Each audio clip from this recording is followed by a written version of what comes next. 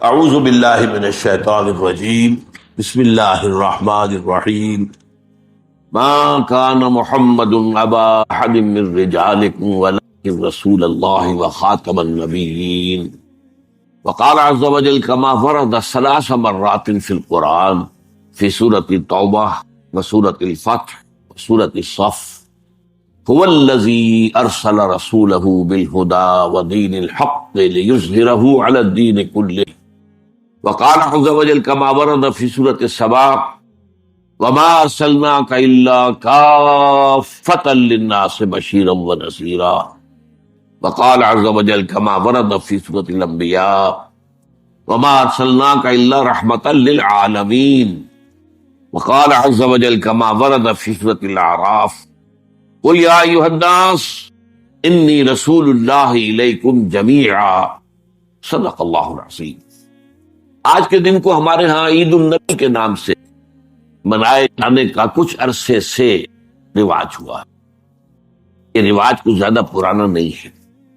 جہاں تک لفظ عید کا تعلق ہے اس کا انطباق تو اس پر کوئی غلط نہیں ہے، صحیح ہے، اس لیے کہ لغوی طور پر عید کے معنی ہے بار بار لوٹ کر آنے والی شے یا خوشی، ہر سال آنے والی۔ عید الفطر ہر سال آتی ہے، عید الاضحیٰ ہر سال آتی ہے، عاد یعود، تو عید اسی سے بنا، لوٹ لوٹ کر آنے والی، پلٹ پلٹ کر آنے۔ اس اعتبار سے تو یہ یقیناً یوم عید ہے، لیکن یہ اصل میں اس کے لیے اس کا استعمال جو ہے یہ بہت ہی تھوڑے عرصے قبل شروع ہوا ہے، یہ کوئی قدیم بات نہیں۔ اول تو یہ کہ حضور کی ولادت جو ہے 12 ربیع الاول متفق علیہ نہیں ہے، حضور کی ولادت کی تاریخ طے نہیں ہے۔ مہینہ تو طے ہے کہ ربیع الاول تھا، اس میں کسی شک و شبے کی گنجائش نہیں، لیکن تاریخ متفق علیہ نہیں، بلکہ میرے نزدیک اس سلسلے میں قاضی سلمان منصور پوری رحمۃ اللہ علیہ، جو ایک بڑی عظیم کتاب کے مصنف ہیں، اگرچہ وہ اتنی مشہور نہیں ہو سکی جتنے کی مولانا شمری کی رحمۃ للعالمین مشہور ہوئی ہے، لیکن بہت سے اعتبارات سے مولانا شملی کی کتاب سے وہ بہت بڑھتر ہے، بہت اونچی، علمی اعتبار سے اس کا مقام بلندتر ہے۔ رحمۃ للعالمین 3 جلدوں، اور یہ جو تھے قاضی سلمان منصور پوری، یہ تقویمات کے بڑے ماہر تھے۔ گرگری کیلنڈر جو ہے، جو کرسچن کیلنڈر ہے، اس کو بھی خوب جانتے تھے، اور یہ جو قمری کیلنڈر ہے اس سے بھی خوب واقف تھے، ہندی کیلنڈر سے بھی پوری طرح واقف تھے، اسی طریقے سے یہودیوں کے کیلنڈر سے بھی پوری طرح واقف تھے۔ تو اس میدان میں ان کا خاص چونکہ معاملہ تھا، تو انہوں نے طے کیا ہے یہ، اور میں اسی سے متفق ہوں، کہ حضور کی تاریخ پیدائش 9 ربیع الاول تھی، البتہ آپ کی تاریخ وفات متفق علیہ 12 ربیع الاول۔ 12 ربیع الاول اصل میں حضور کے انتقال کا دن ہے، اور یہ مجھے تو یاد ہے اپنے بچپن کے اندر، ابھی میرا بچپن جو ہے کوئی 200 سال پرانا تو نہیں ہے، یوں سمجھیے کہ پاکستان کے قیام سے پہلے تک یہ ہمارے ہاں 12 وفات کے طور پر منایا جاتا تھا، اس کا نام ہی تھا 12 وفات۔ 12 وفات، 12 ربیع الاول جو حضور کا یوم وفات ہے، اس میں کوئی جشن کا تصور نہیں تھا، کوئی دھوم دھڑکا نہیں تھا، کوئی جلوس نہیں تھے۔ ہاں ضرور ہے کہ کبھی جلسے ہو جاتے تھے، کوئی میلاد کی محفلیں ہوتی تھی، لیکن میلاد کی محفلیں جو ہے وہ صرف یوم ولادت کو نہیں ہوتی تھی، وہ تو گویا کہ ہمارے ہاں کی ایک تہذیب کا ایک جز بن گیا تھا، خاص طور پر خواتین کے لیے، اور وہ تعلیم بالغاں کا ایک اچھا ذریعہ تھا۔ تو اس دن کیا کرتے تھے کہ کھانا پکا کر بڑے پیمانے پر غریبوں کو کھلایا جاتا، بس یہ اس کی ایک جو تھی وہ صورت تھی، باقی یہ کہ اس کے علاوہ کوئی دھوم دھڑکا اور کوئی اس کو عید قرار دینا جو ہے یہ موجود نہیں تھا۔ اس اعتبار سے غور کیا جائے تو ہمارے لیے ان چیزوں میں سوچنے کا ایک ہے، مقام ہے، کہ کچھ چیزیں، البتہ یہ کہا گیا ہے، میں اس میں یقین سے نہیں کہہ سکتا، کہ اس کی جو ایجاد کی گئی ہے عید میلاد النبی کی حیثیت سے، ان کے موجد جو ہے مولانا احمد رضا خان بریلوی، اس کی وجہ کیا تھی؟ اس وقت جو ہے شیعہ سنی کچھ معاملہ مسابقت کا شدت اختیار کر گیا تھا۔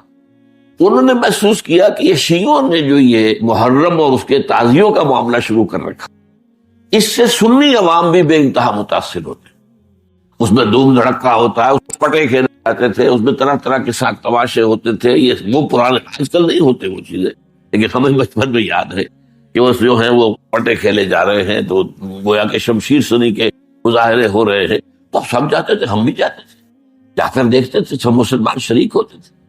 اب اس ضمن میں جو بھی کچھ بیان کیا جاتا تھا وہ اس کا ظاہر بات ہے کہ ہمارے ذہنوں پر، ہمارے تحت الشعور پر اثر پڑ رہا تھا۔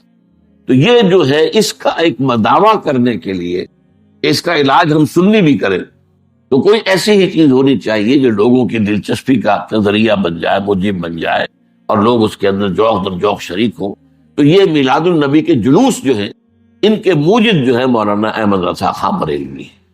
بہرحال یہ بات تو میں نے ایک ٹیکنیکل انداز سے آپ سے کہی ہے۔ بہرحال یہ دن خوشی کا دن ہے، ولادت کا دن ہے، اور وفات کا دن ہے، تو یہ حضور کے لیے اصل میں تو یہ دن ہونا چاہیے شکرانے کا دن، اس لیے کہ ہماری عیدوں کے ساتھ لفظ شکر آتا ہے قرآن میں۔ عید الفطر کا ذکر ہے سورہ بقرہ میں، لِتُكَبِّرُوا اللَّهَ عَلَىٰ مَا هَدَاكُمْ وَلَعَلَّكُمْ تَشْكُرُونَ، اور عید الاضحیٰ کا ذکر ہے كَذَلِكَ سَخَّرَهَا لِتُكَبِّرُوا اللَّهَ عَلَىٰ مَا هَدَاكُمْ وَلَعَلَّكُمْ تَشْكُرُونَ۔ اسی طریقے سے اگر واقعۃ الحضور کا ولادت کے دن کا معاملہ خاص رکھے تو اس میں وہ تو شکرانہ ہونا چاہیے، اور اس شکرانے کی شان کیا ہے؟ جب ہم عید کے لیے جاتے ہیں تو تکبیر رب کا نغمہ ہمارے زبانوں پر ہونا چاہیے، ہوتا نہیں ہے، لوگ چھوڑ گئے ان چیزوں، لیکن یہ کہ پڑھنا اللہ اکبر اللہ اکبر لا الہ الا اللہ اللہ اکبر وللہ الحمد، جیسے عیدین کی نمازوں میں یہ اضافی تکبیرات ہیں، تو یہ تکبیرات جو ہیں یہ جاتے آتے ہوئے یہ جو ہے مسنون ہے، یہ پسندیدہ ہے، جس کو ہم چھوڑ چکے۔ اسی طریقے سے نماز جو ہے ہم کہتے ہیں دو رکعت شکرانہ، تو اصل میں تو اس کو شکرانے کے طور پر منایا جائے، اس میں ظاہر بات ہے خیرات کی جائے، غریبوں کو کھانا کھلایا جائے، جیسے عید الفطر کے ساتھ فطرانہ ہے تاکہ غریب بھی اس عید الفطر کی خوشیوں میں کچھ شریک ہو سکے۔ عید الاضحیٰ کے ساتھ غریبوں کے لیے گوشت کھانے کا معاملہ ہے، یہ ایک تہائی جو ہے آپ کو اپنی قربانی کا گوشت لازماً جو ہے خیرات کرنا ہے، صدقہ کرنا ہے، اور وہ غریبوں کو بھی جنہیں کو یعنی گوشت کو دیکھنے کی جو ہے وہ جو نہیں ہوتی صورت پیدا ہوتی بسا اوقات، وہ ان کو یہ ہے کہ گوشت کھانے کو ملتا۔ تو یہ چند باتیں تو میں نے کی ہیں آج اس عید میلاد النبی کے نام کے حوالے سے، اس کا پس منظر کیا ہے۔ دیکھیے ختم نبوت جو ہے ہمارے عقائد کے اندر لازماً شامل ہے، یعنی نبی اکرم صلی اللہ علیہ وسلم اللہ کے آخری نبی تھے، آخری یوں سمجھ کہ بعض روایات کے روح سے اگر 1.25 لاکھ انبیاء دنیا میں آئے ہیں تو اس کی آخری کڑی بھی صرف حضور ہے صلی اللہ علیہ وسلم، اور ان 1.25 لاکھ میں سے وہ بھی جو نبی بھی تھے رسول بھی تھے۔ رسول جو ہوتا ہے لازماً نبی ہوتا ہے، اب نبی لازماً رسول نہیں ہے۔ وہ 313 کی جو ہے تعداد بتائی گئی ہے کہ رسول آئے ہیں دنیا میں، آخری رسول بھی محمد ہے صلی اللہ علیہ وسلم۔ لیکن ختم نبوت کا 2 مفہوم ہے جن میں سے ایک بہت عام ہوا ہے، اس کی خاص وجہ ہے، اس کا تعلق ہے شریعت سے، قانون سے۔ وہ ختم نبوت کا مفہوم کیا ہے کہ آپ آخری نبی، آخری رسول، آپ کے بعد کوئی نبی نہیں، کوئی رسول نہیں۔ جس نے دعویٰ کیا وہ جھوٹا، دجال، کذاب، کافر، مرتد، اور جس نے اس کی تصدیق کی وہ بھی دائرہ اسلام سے خارج۔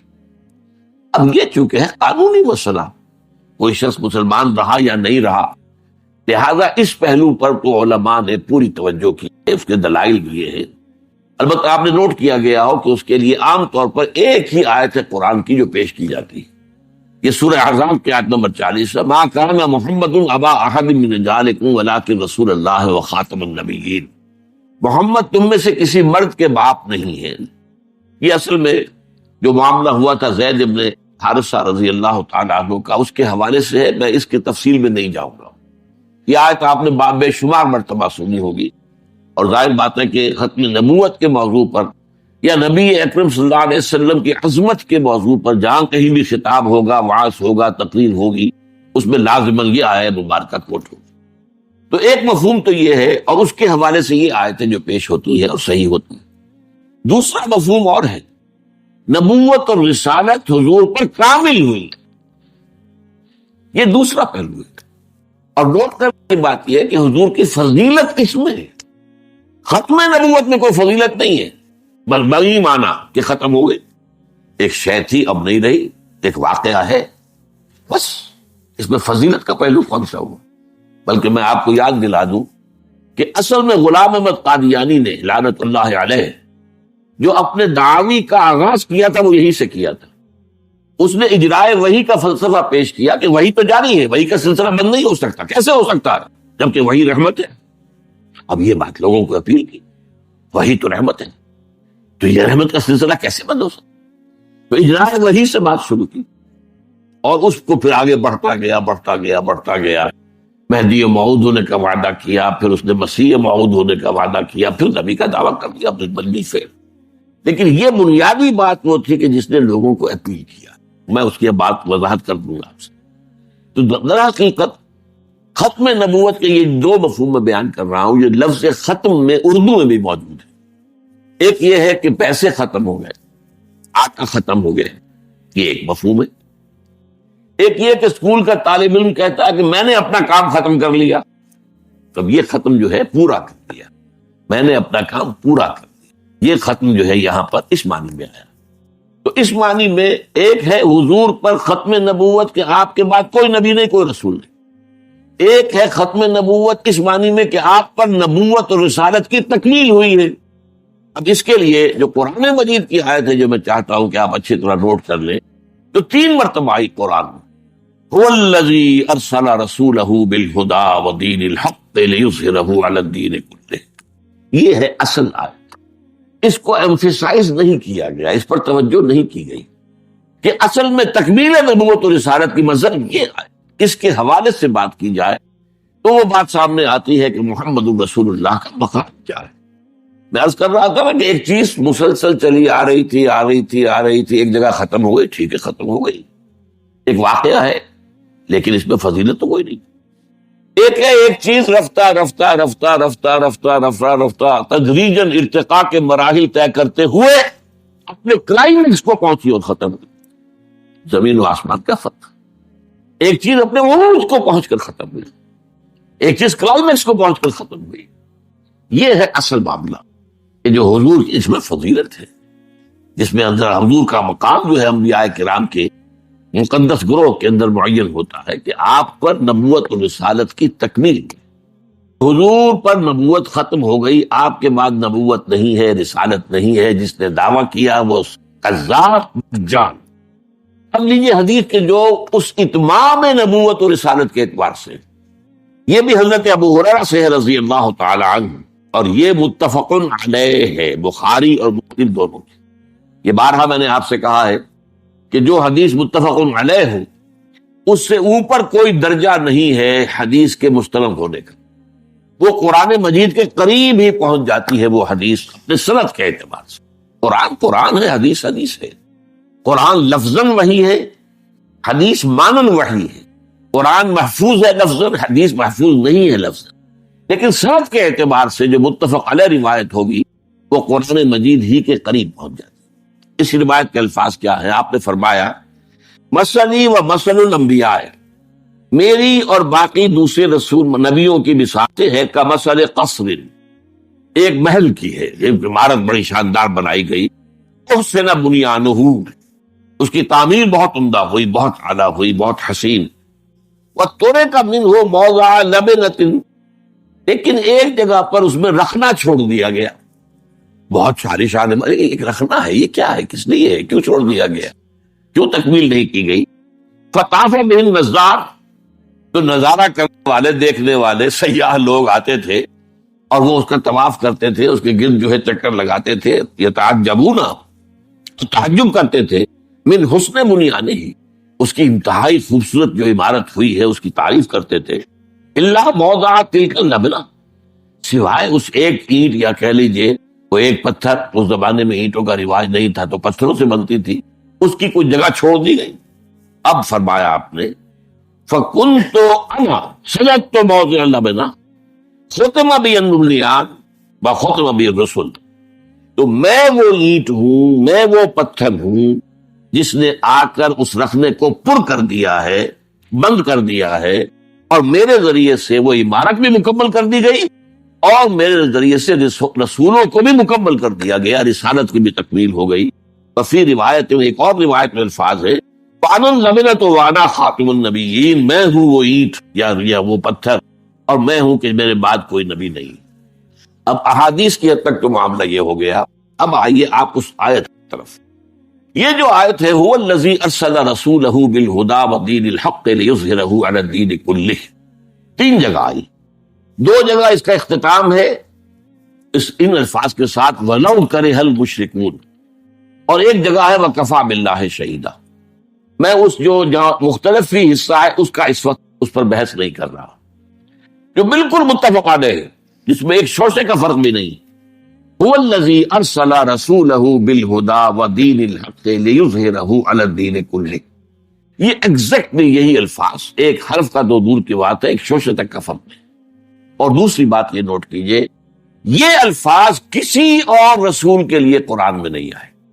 بعض الفاظ مشترک ہیں، بشیر، سارے انبیاء بشیر تھے، حضور بھی بشیر، نذیر، سارے خبردار کرنے والے تھے، حضور بھی خبردار کرنے والے، مبلغ، معلم، یہ سارے ناصح، میں تم انصح لکم، میں تمہیں نصیحت کر رہا ہوں، یہ سارے الفاظ مشترک ہیں۔ شاہد، گواہ، یہ بھی مشترک ہے، انا ارسلناک شاہدا ومبشرا ونذیرا وداعیا الی اللہ باذنہ وسراجا منیرا، یہ الفاظ، لیکن یہ الفاظ قرآن مجید میں جو تین مرتبہ حضور کے لیے آ رہے ہیں، کسی اور نبی اور رسول کے لیے ایک مرتبہ بھی نہیں، تو معلوم ہوا کہ یہی الفاظ ہیں جو حضور کی امتیازی حیثیت کو واضح کرنے والے ہیں۔ تو ساری توجہ ان پر ہونی چاہیے، جسے ہم کہتے ہیں مائکروسکوپ کو فکس کر دیجیے اس کے اوپر۔ هو الذی ارسل رسولہ، وہی ہے اللہ جس نے بھیجا اپنے رسول کو، محمد کو صلی اللہ علیہ وسلم، بالہدا، ہدایت بھیج کر، الہدا دے کر، اور دین حق دے کر، دو چیزیں دے کر بھیجا گیا۔ اور کس لیے بھیجا؟ لیظہرہ علی الدین کلہ، کہ دین حق کو غالب کر دے پورے نظام دین پر، پورے نظام زندگی پر، یا تمام ادیان پر، تمام نظاموں پر۔ یہ جو آیت ہے یہ در حقیقت نبوت اور رسالت دونوں کے اعتبار سے حضور پر اکمال اور تکمیل اور اتمام اور تتمیم کی مظہر ہے۔ حضور کو دے کر جو دو چیزیں بھیجا گیا ہے، اب اس کو نوٹ کیجیے۔ وہ جو نبوت اور رسالت کی بات میں عرض کر رہا تھا، جو شخص نبی بھی ہے رسول بھی ہے، اس کی شخصیت کے دو پہلو ہو جائیں گے۔ نبوت کا پہلو ہے اللہ سے لینے والا، جیسے اینٹینا کو لگا رکھا ہے آپ نے اور وہ ہوا میں سے وہ لے رہا ہے وہ جو سگنلز، یہ ہے نبوت۔ رسالت ہے پہنچانا، یہ ہے رسالت جو ہے یہ لوگوں کو پہنچانا، اللہ سے لیتا ہے لوگوں تک پہنچانا، یہ جو ہے نبی اور رسول کا جو فنکشن ہے۔ اللہ سے جو دو چیزیں ملی ان میں تکمیل کا پہلو کیا ہے؟ الہدا، the guidance, the total guidance قرآن مجید۔ اس کو اس اعتبار سے سمجھیے کہ یہ تو نبوت کے آغاز سے ہدایت اللہ تعالیٰ کی طرف سے آ رہی ہے۔ سورہ بقرہ کے چوتھے رکوع میں آخر میں کہا گیا ہے، جب حضرت آدم کو حکم ہوا کہ اب اترو اور زمین کا چارج سنبھالو تو وہی آباد رہو گے، وہاں فرما دیا گیا وَإِمَّا يَأْتِيَنَّكُم مِّنِّي هُدًى فَمَن تَبِعَ هُدَايَ فَلَا خَوْفٌ عَلَيْهِمْ وَلَا هُمْ يَحْزَنُونَ وَالَّذِينَ كَفَرُوا وَكَذَّبُوا بِآيَاتِنَا أُولَٰئِكَ أَصْحَابُ النَّارِ هُمْ فِيهَا خَالِدُونَ۔ یہ ہمیشہ کے لیے چارٹر ہے ابدی جو دیا گیا ہے حضرت آدم کو زمین کا چارج سنبھلواتے ہوئے۔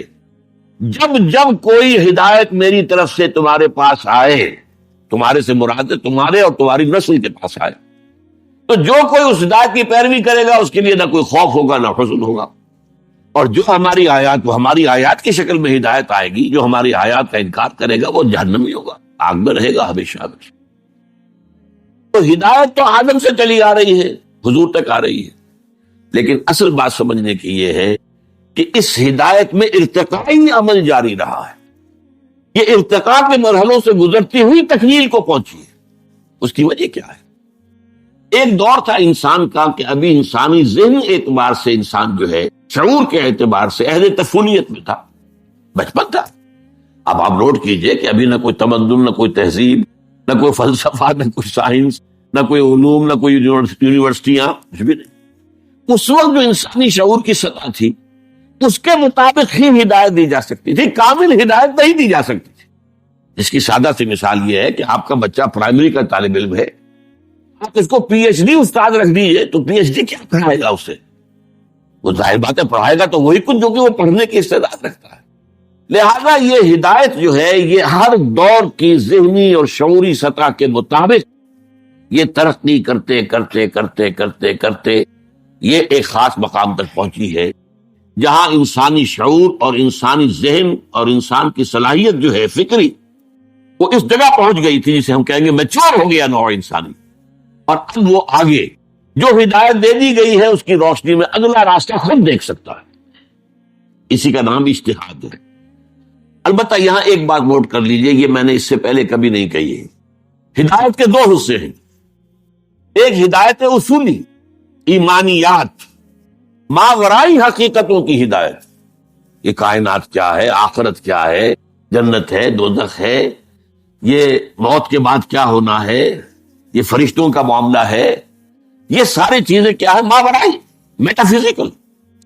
میٹافزیکل ہدایت اول روز سے کامل ہے، اول روز سے کامل ہے۔ تمام انبیاء نے وہی تعلیم دی ہے، ایمانیات کے معاملے میں کوئی فرق نہیں ہوا تمام نبیوں کے مابین، ایمان تو وہی ہے۔ البتہ عمل کا معاملہ، کیا کرو کیا نہ کرو، کیا مسائل ہیں۔ ابھی ظاہر بات ہے کہ انسان کی زندگی جو ہے وہ اگر ابتدائی دور میں ہے تو اس کو اسی کے حوالے سے ہدایت دی جائے گی۔ وہ ہدایت عملی جو ہے وہ ترقی کرتے کرتے تدریجاً ارتقا پذیر ہو کر آج سے 1400 برس قبل تقریباً وہ شعور کی اس سطح کو پہنچی ہے کہ اب آخری اور کامل ہدایت نامہ دے دیا جائے۔ اب اس میں دو باتیں نوٹ کیجئے۔ اس کی گواہی کیا ہے کہ ہم مانتے ہیں کہ تورات بھی اللہ کی کتاب تھی، بلکہ ہے ہمارا ایمان، تحریف ہو گئی اس میں، لیکن ہے تو صحیح۔ قرآن کہتا ہے خود سورہ مائدہ انا انزلنا التوراۃ فیہا ھدی و نور، ہم نے ہی تورات نازل کی تھی، اس میں ہدایت بھی تھی، نور بھی تھا۔ اس دور کے حساب سے ہدایت مکمل تھی، اس میں نور بھی تھا۔ پھر انجیل آئی، ہم نے انجیل نازل کی، عیسیٰ ابن مریم کو عطا کی، فیہ ھدی و نور، اس میں بھی ہدایت بھی تھی، نور بھی تھا، اور یہ الہدیٰ ہے۔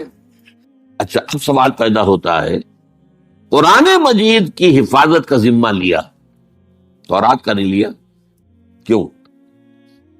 اگر تورات کا بھی ذمہ لیتا اللہ تو کیا تحریف ہو سکتی تھی؟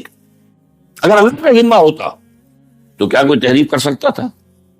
اور دوسری طرف ناراض نہ ہو، اگر قرآن کی حفاظت کا ذمہ اللہ نے لیتا تو کیا ہم تحریف نہ کر دیتے؟ کیا ہم باز آنے والے تھے؟ ترجموں میں ہم نے تحریفیں کی ہیں، تفسیروں میں ہم نے تحریفیں کی ہیں، متن میں نہیں ہو سکتی، ہو ہی نہیں سکتی۔ کیوں نہیں ہو سکتی؟ انا نحن نزلنا الذکر و انا لہ لحافظ، ہم نے ہی اس ذکر کو نازل کیا، ہم ہی اس کے محافظ ہیں۔ اب اس آیت کا پہلا حصہ تو مشترک ہے، تورات کس نے نازل کی؟ اللہ نے کی، ہم ہی نے اس ذکر کو نازل کیا، تو قرآن نے خود کہا انا انزلنا التوراۃ، تو نزول کا حصہ تو مشترک ہے، قرآن اور تورات اور انجیل اور کتابیں صحف ابراہیم وغیرہ وغیرہ۔ حفاظت کا ذمہ صرف قرآن کے لیے کیوں؟ میں یہ کہا کرتا ہوں ذرا لطیف انداز میں کہ ان کتابوں کو یہ حق پہنچتا ہے کہ یہ اللہ سے شکوہ کریں کہ ہمارے ساتھ یہ سوتیلی بیٹیوں والا سلوک کیوں کیا؟ اب بھی تیری کتاب ہے، قرآن بھی تیری کتاب، وجہ کیا؟ بھائی تم ابھی تمہارے اندر ہدایت کامل نہیں ہوئی تھی، تم تو اصل میں انٹرم پیریڈ کے لیے ہدایات پر مشتمل تھی۔ یہ نوٹ کیجئے لفظ ہدایت اور ہدایات، اس لیے کہ تورات کے لیے سب سے اہم لفظ جو ہے وہ 10 commandments ہے، ہدایات۔ عبوری دور کے لیے، انٹرم پیریڈ کے لیے جو ہے نوع انسانی کے لیے ہدایات دے کر نازل کیا گیا تھا، الہدیٰ آنی تھی۔ تب اللہ کو کوئی میوزیم سجانے کی ضرورت نہیں تھی۔ اللہ تعالیٰ نے جب وہ آخری ہدایت آ کر کامل ہو گئی تب یہ ہے کہ اس کی حفاظت کرنی پڑی، اور ہدایت آنی نہیں۔ یہاں وہ مسئلہ میں حل کر دوں جو قادیانی کی بات کا میں نے کہا تھا، میں بعد میں عرض کروں گا۔ ایک قادیانی نوجوان سے میری بات ہو رہی تھی، میں نے اس سے دو باتیں پوچھی، یہ بتاؤ کہ کیا تم مانتے ہو کہ قرآن میں ہدایت کامل ہو گئی؟ کہتے بالکل بالکل بالکل۔ اچھا کیا تم یہ مانتے ہو کہ قرآن محفوظ ہے، اس میں کوئی تحریف نہیں ہوئی؟ بالکل بالکل بالکل۔ تو پھر مجھے وحی کی ضرورت بتاؤ، جب ہدایت کامل ہو گئی اور محفوظ بھی ہے تو مزید وحی کی ضرورت کیا؟ یہ اللہ تعالیٰ کا شغل تو نہیں ہے، یہ تو حکمت کے تحت جو کام ہوتا ہے حکمت سے، ضرورت سے ہوتا ہے۔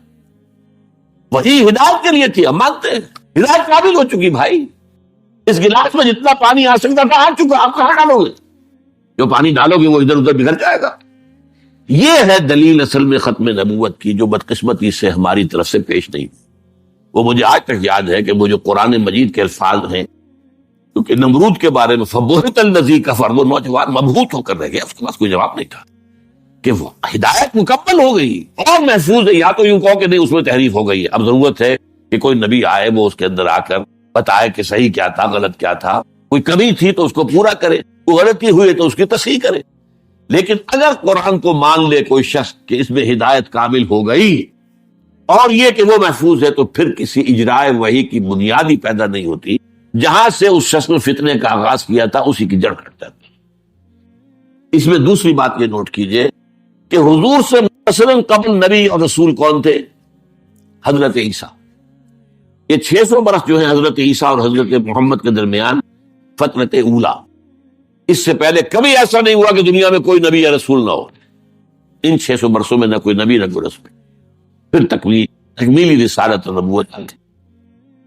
حضرت مسیح کا یہ قول موجود ہے آج بھی، اپنے حواریین سے کہا میں ابھی مجھے تم سے بہت سی باتیں اور کہنی تھی، لیکن ابھی تم ان کا تحمل نہیں کر سکو گے، جب وہ فارقلیب آئے گا تو سب کچھ بتائے گا صلی اللہ علیہ وسلم۔